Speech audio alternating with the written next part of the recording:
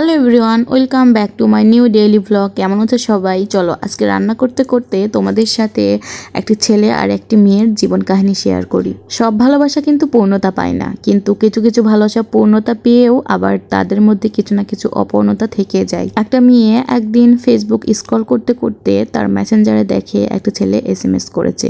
সে কিন্তু কখনো কারো SMS কখনো সিন করে না, কিন্তু কেন জানি না সেই দিন সেই মেয়েটি সেই ছেলেটির মেসেজটি সিন করলো এবং ছেলেটার মেসেজটা ছিল এরকম: তুমি কি আমার বাবুর আম্মু হবা? এইরকম মেসেজ দেখে যে কোনো মেয়েই কিন্তু রেগে যাবে। আর সেই মেয়েটাও কিন্তু ছেলেটাকে অনেক বেশি বকাবকি করে, অনেক রাগারাগি করে, অনেক গালিগালাজ করে। তারপরে ছেলেটি আসলে অনেক নিজের ভেতরে অনেক অস্বস্তি বোধ করছিল। তারপরে মেয়েটাকে সরি বলে। অনেক এইভাবে সরি বলতে বলতে তাদের মধ্যে অনেক কথা হয়ে যায়। আর কথা বলতে বলতে এক সময় তাদের সম্পর্কটা বন্ধুত্বপূর্ণ হয়ে যায়, আর বন্ধুত্ব থেকে শুরু হয় তাদের ভালোবাসা। ছেলেটা অনেক দূরে থাকতো, অনেক দূরে একটা জায়গায় জব করতো। তো ছেলেটা মাঝে মধ্যেই মেয়েটার সাথে দেখা করতে আসতো। আর মেয়েটার পরিবার, মানে তার মেয়েটার মা কিন্তু সব কিছুই জানতো। তো এইভাবে তাদের ভালোবাসার 3 বছর হয়ে যায়। তারপর মেয়েটার পড়াশোনা কমপ্লিট হয়।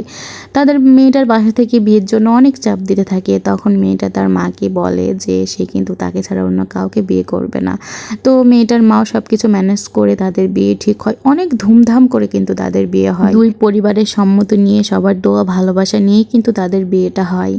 আর এভাবে চলতে চলতে তাদের বিয়ের প্রায় 2টা বছর হয়ে যায়। তো মেয়েটা ভাবছিল তার হাজবেন্ডের অনেক ভালো একটি জব আছে, তাদের লাইফটা কিন্তু অনেক সুন্দর ছিল। তো মেয়েটা ভাবছিল তাদের এখন একটা বেবি নেওয়া উচিত। ছেলেটা কিন্তু চাচ্ছিল না যে বেবি নিতে, সে চাচ্ছিল আরও অনেক পরে নিতে, কিন্তু মেয়েটা চাচ্ছিল সে বেবি নেবে। তো মেয়েটা প্রেগনেন্ট হলো। তার প্রায় 7 মাস যখন প্রেগনেন্ট, তখন সব কিছু ঠিকঠাকই ছিল, সব কিছু নর্মাল ছিল। ডাক্তারের কাছে অনেকবার চেক আপ করানোর পরেও সব কিছু দেখে নর্মাল। শুধুমাত্র একটি সমস্যা ছিল, মেয়েটার একটু রক্ত কম ছিল। এটা নিয়ে অনেকে টেনশন করছিল, কিন্তু পরে এটাও ঠিক হয়ে যায়। তো তারপরে যখন 8 মাস হয়ে আসে, তখন মেয়েটির ডেলিভারি পেইন ওঠে। তো সকাল সকাল মেয়েটা যখন ডেলিভারি পেইন ওঠে, তখন সবাই খুব অস্থির হয়ে পড়ে। গাড়িটিকে তাকে যখন হসপিটালে নিবে, গাড়ি উঠতেই আল্লাহ তাদেরকে একটি বিপদের সংকেত দিয়ে দেয়।